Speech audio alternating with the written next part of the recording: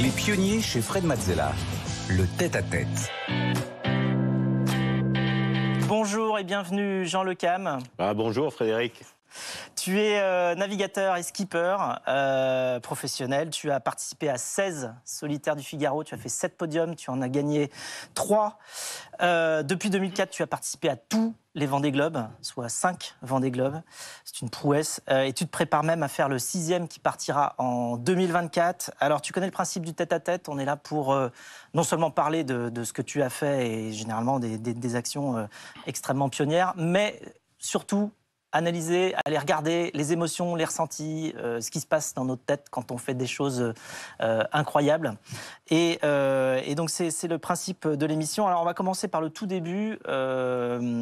Tu es né à Quimper, dans le Finistère, en 1959. Tu te souviens de la première fois que tu es monté sur un bateau ? La première fois que je suis monté sur un bateau, c'était sur un canoë. Je dois avoir 4 ans. Et... Donc, il n'y a pas de voile, là. Il n'y a pas de voile. Puis, j'avais pas le droit de mettre de voile, donc j'avais pris un parasol. Parce que parasol, c'est pas une voile. Ah, t'as pris un parasol pour faire pour ouais, quand même parce faire que avancer. du coup, je remontais à la pagaie face au vent. Ouais. Et puis après, discrètement, j'ouvrais le parasol. Tu t'en servais de spic. Et je rentrais avec le parasol, ça faisait une voile. D'accord. Et alors, l'école, tu dis que c'est pas trop ton truc. Quand certains décrochaient le bac, toi, tu courais déjà la solitaire du Figaro. T'as jamais eu besoin de diplôme ? Non, mais je suis allé quand même. J'ai quand même passé 3 bacs, 2 bacs C, un bac D, et en fait. Ça tombait en même temps. Ce qui est bien dans les études, ça t'aide quand même à te former, à avoir avoir une forme d'esprit, etc. Après, moi, l'étiquette, honnêtement, j'ai toujours considéré qu'elle m'aurait handicapé pour le futur. Parce que forcément, que les épreuves tombaient en même temps que la solitaire du Figaro. En plus, le bac était en même temps que le Figaro, donc ça tombait très mal pour le bac. Donc forcément, j'ai privilégié le Figaro. Et puis honnêtement, si j'avais eu mon bac, peut-être que je ne serais pas là aujourd'hui. Ouais, ça, c'est fort possible. Et alors, donc c'est à 19 ans que tu commences ta première solitaire du Figaro. Comment tu finances tout ça ? Parce que quand même, ça coûte de l'argent de faire du... C'est-à-dire qu'à cette époque-là, j'ai toujours été dans la technicien. Donc forcément, tout le monde a besoin de techniciens. Et puis, j'avais des partenaires qui étaient des Galettes de Fouesnant, qui étaient des amis de mes parents à l'époque, qui étaient à Plémin, qui fabriquaient des galettes. Bon, c'était tout petit budget. Et puis, j'avais Mode Marine, qui était un distributeur de bateaux. Donc, du coup, je mettais en valeur aussi le produit du bateau qu'ils vendaient, et puis aussi les galettes. Donc, comme on était sur les petits budgets, ça collait bien. Et puis, on avait vraiment envie de naviguer, de participer. Alors, dans l'émission, on a Stéphanie qui vient nous apporter des éléments au fur et à mesure, des éléments notamment visuels sur tout ton parcours. Stéphanie ? Oui, on va faire un bond en 1981. Vous avez alors 22 ans, Jean Le Cam, et vous voulez faire votre service militaire à bord d'un bateau, mais pas n'importe lequel, celui d'Éric Tabarly, officier de marine. Il pouvait à l'époque embarquer des jeunes appelés. Et vous arrivez en fait tout simplement, pourrais-je dire, en 2 chevaux chez lui. Vous toquez à la porte et vous lui demandez tout simplement d'embarquer à ses côtés. C'est ce qu'il se passera. Vous faites votre service avec 12 autres équipiers sur le Penwick 6 lors de la grande course autour du monde en équipage. Et le skipper Serge Madec disait que vous faisiez partie des 2 ou 3 barreurs à qui Tabarly confiait la barre quand les conditions étaient vraiment pourries. Ouais, c'est vrai que c'était une époque où il fallait faire son service militaire. Donc je m'étais dit, moi je naviguais déjà, j'avais déjà fait l'Aurore à l'époque, qui est devenu le Figaro après derrière. Donc j'avais beaucoup navigué avec mon père. Donc j'avais déjà un bagage. Et puis je me suis dit, par contre j'avais 0 piston, donc il fallait que je me débrouille. Alors, et puis j'avais eu un copain d'Éric, qui était copain de mon père aussi avant, et qui m'a dit, tu prends ta 2 chevaux, tu vas chez Éric, et puis tu lui demandes, et puis tu verras bien. Puis mais là, je tremblais comme une feuille morte, forcément. Parce que, forcément, t'imagines, quoi. Sinon, tu passes de faire un tour du monde en équipage à la caserne. Donc, t'es pas zen dans l'histoire. Ouais. Et puis, ça l'a fait. Ça l'a fait. Eric a peut-être un peu forcé son quota de personnes qu'il avait le droit d'accepter. Parce qu'il fallait, après, passer en bataillon de Joinville. Et puis, on a fait nos classes à Ourtin. Et puis, le service militaire, du coup, il a duré 14 mois. Et c'était vraiment une super expérience. Parce qu'à cet âge-là, faire le tour du monde, donc par les 3 caps, avec l'Afrique du Sud, la Nouvelle-Zélande, et puis une arrivée en Angleterre, c'était quand même extraordinaire. C'était une chance énorme. Et alors, à 24 ans, avec tes amis Hubert Desjoyaux et Gaëtan Gouérou, tu montes ton propre chantier naval, CDK, le chantier de Kerleven, à Port-la-Forêt, et donc qui est le port de tous les marins en Bretagne Sud. Vous rêviez de quoi à l'époque ? On était tous dans la construction de bateaux, passionnés aussi de technologie, de composite, de matériaux nouveaux. Donc, on avait fait toutes nos armes avec Gilles Ollier, chez Multiplast. Et donc, puis à un moment, on s'est un peu senti des ailes, on va dire. On était quand même une petite troupe. Et puis, avec Gaëtan et Hubert, on a décidé de créer un chantier. Et CDK, qui veut dire d'ailleurs chantier de Kerlevin, qui était le chantier du père de Hubert. Et donc voilà, avec une mobilette comme caution à la banque, et on a quand même fabriqué... Mobilette comme caution à la banque. Oui, parce qu'on n'avait rien. Donc, il fallait y aller. On a quand même construit le bateau pour Olivier de Kersauzon, le Poulain, qui était un trimaran de 23 mètres. On a construit beaucoup de gros bateaux. Donc, c'était une période, voilà. Et comme on le dit toujours, c'est vrai qu'il faut oser pour arriver. Et quand, a posteriori, tu te dis... Ouh. Tu as fait, et d'ailleurs en 84, ensuite tu traverses l'Atlantique en 8 jours, 16 heures et 36 minutes avec Patrick Morvan, Serge Madec et Marc Guillemot. Vous battez le record. C'était comment l'ambiance à bord ? Oui. C'était un record déjà. Donc on arrive à New York, donc à toute la période où on attend en fait le créneau météo.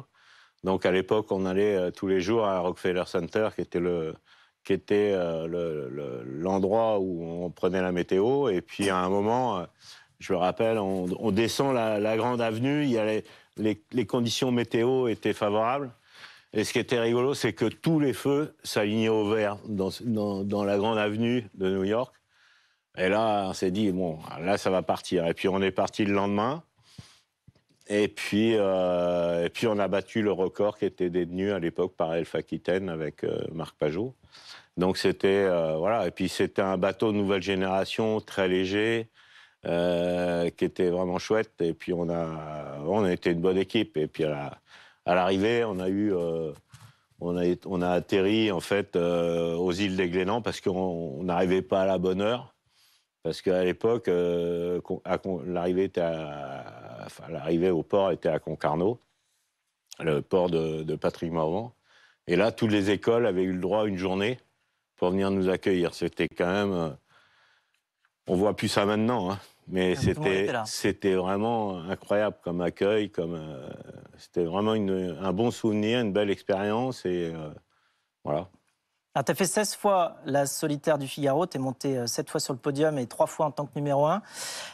Tu es unanimement respecté pour toutes tes prouesses sportives. Est-ce que c'est pour ça qu'on t'appelle le roi Jean ? C'est quoi l'histoire derrière le roi Jean ? C'est vrai que l'histoire du roi Jean, on me la demande toujours. Je ne sais pas si c'est venu du Figaro, si c'est venu des Formules 40. C'est pas parce que tu es le roi des mers, quand il y a eu Jean Santerre, toi tu es le roi Jean des mers, non, c'est pas ça. Ouais, je sais pas, c'est des gens, puis c'est arrivé comme ça, et puis après, c'est un titre qu'on te donne, et là tu peux rien faire, parce que les gens ils sont... Donc depuis, voilà, je suis le roi Jean, et puis voilà, et puis... Alors, tu as participé à tous les Vendée Globe depuis 2004, soit 5 en tout. Alors, il y a eu des hauts, notamment quand tu arrives deuxième à ton premier Vendée Globe dans le bateau Bonduelle, mais il y a aussi eu des vagues et des tempêtes. Stéphanie ? Oui, vous êtes 3e au classement général quand vous faites naufrage dans la nuit du lundi 5 janvier au mardi 6 janvier 2009 au large du Cap Horn. Vous passez 14 heures à l'intérieur de votre bateau retourné sans pouvoir donner de nouvelles. Votre bateau est partiellement immergé. La température ne dépasse pas les 5 degrés. Vous attendez les secours dans l'étrave du bateau avec un petit volume d'air. Vincent Rioux arrive sur place et c'est à la 4e tentative au milieu des vagues qu'il arrive à vous hisser sur son bateau. Et l'opération sauvetage aura duré un quart d'heure. À quoi tu penses quand tu es chaviré comme ça ?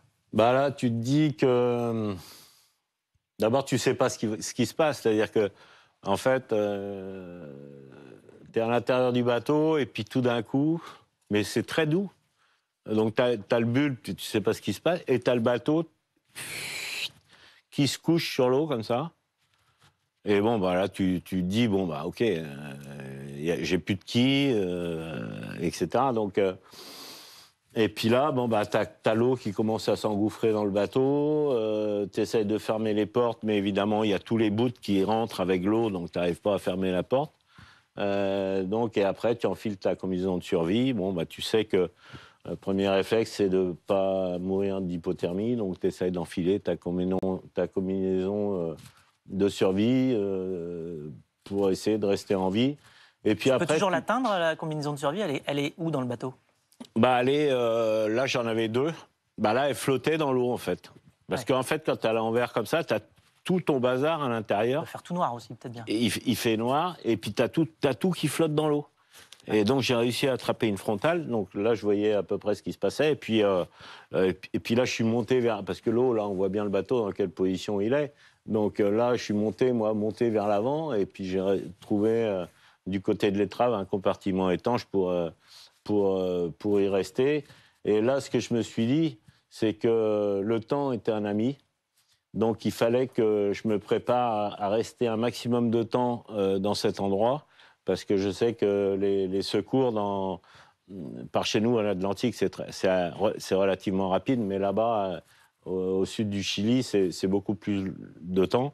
Et au final, je me suis dit aussi que tout allait se passer mieux que ce qu'on ne pense, parce que l'être humain, il pense toujours au pire en général, et je pense que ça se passe toujours mieux que ce qu'on pense. Et là, ça a été le cas. Donc voilà, après, bon, bah, c'est du passé. 4 ans après, j'y suis retourné. C'est vrai que quand je suis repassé à cet endroit-là, 4 ans après, je me suis dit, yes. Pas 2 fois. Et donc, c'est ton 5e Vendée Globe, celui de 2020, qui t'a le plus marqué. Déjà parce qu'au départ, tu te retrouves en 3e position à l'entrée du Pacifique avec un bateau de 2006, donc ce qui est quand même une prouesse incroyable. Toi-même, tu n'y croyais pas. Mais ensuite, tu t'es dérouté pour aller justement sauver Kevin Escoffier, qui cette fois était dans ta situation quelques années plus tôt. Ouais. Et qu'est-ce que tu ressens quand tu as la responsabilité d'aller sauver quelqu'un ? Bah, dans un premier temps, on te donne un point de ralliement et tu ne sais pas ce qui se passe. Même l'organisation ne savait pas. Si j'allais trouver un bateau sans quilles, moi je pensais ça. Et en fait, je tombe sur un radeau de survie. Au milieu de nulle part sur le Pacifique avec Kevin dedans qui fait coucou. Et donc, c'est déjà... bon, du coup, tu appelles l'organisation, tu dis, bon, bah, le bateau, je ne sais pas ce qui est arrivé, mais... et en fait, bon, après, avec Kevin, le bateau s'est cassé en deux, en fait. Et puis après, bon, bah, ça a été une longue histoire parce que je l'avais perdu. Et là, dans les émotions, tu passes vraiment du noir au blanc. Enfin, je veux dire, dans les 2 cas, tu pleures, quoi, parce que à la fois tu l'as perdu. Et là, c'est la détresse, c'est la misère, parce que je le retrouvais plus, et j'avais plus de points GPS pour le retrouver. Et là, autant dire que sans les GPS, c'est mission impossible. Et au moment où tu le retrouves, et là, tu pleures encore parce que de joie.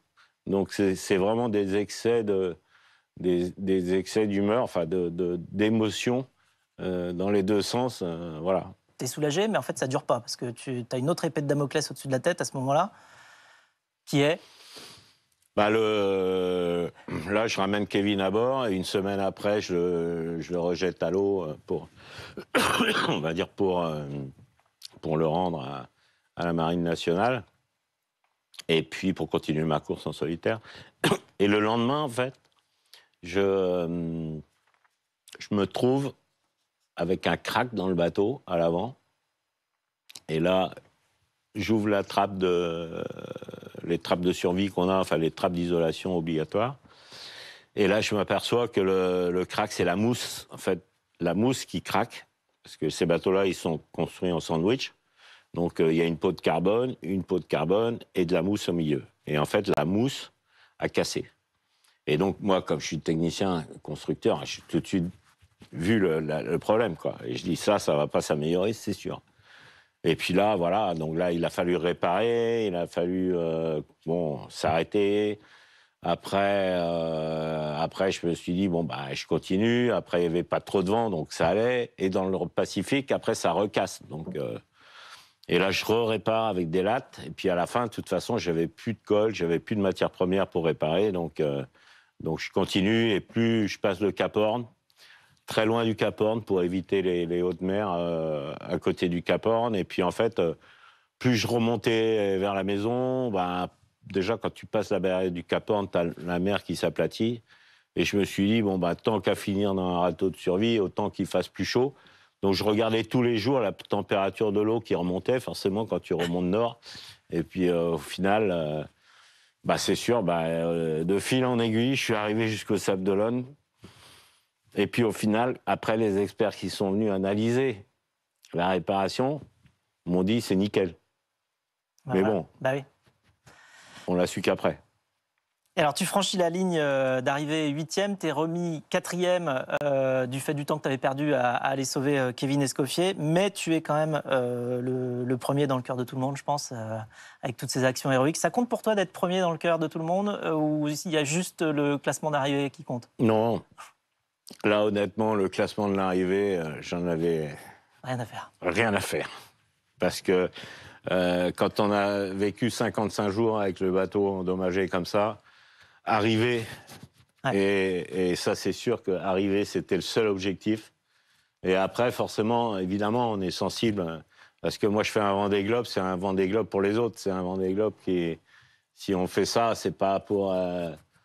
voilà, c'est des courses qui sont difficiles, mais c'est des courses qui font rêver les gens, c'est des courses qui... on a des témoignages de partout où tu as l'impression de faire du bien aux gens, et ça c'est génial, parce que c'est ce pourquoi aussi, moi, je fais le Vendée Globe. C'est pour tous les gens qui suivent, c'est pour toutes les rencontres qu'on peut avoir, toutes les histoires qu'on a racontées. Et ça, c'est génial. Alors justement, cap sur 2024, il faut réunir quoi, en fait, comme compétences pour se préparer? Comment ça se passe un petit peu dans les coulisses derrière quand on doit se préparer pour une course de 80 jours?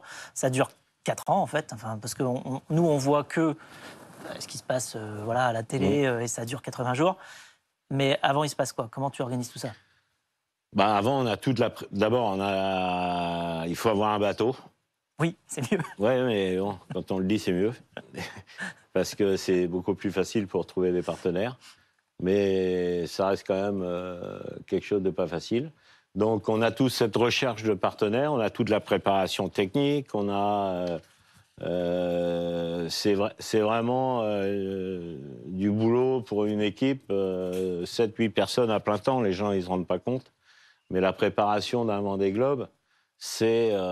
moi je suis très pointu dans la technique, donc forcément je vais aller chercher tout ce qu'il y a de meilleur en technique, etc.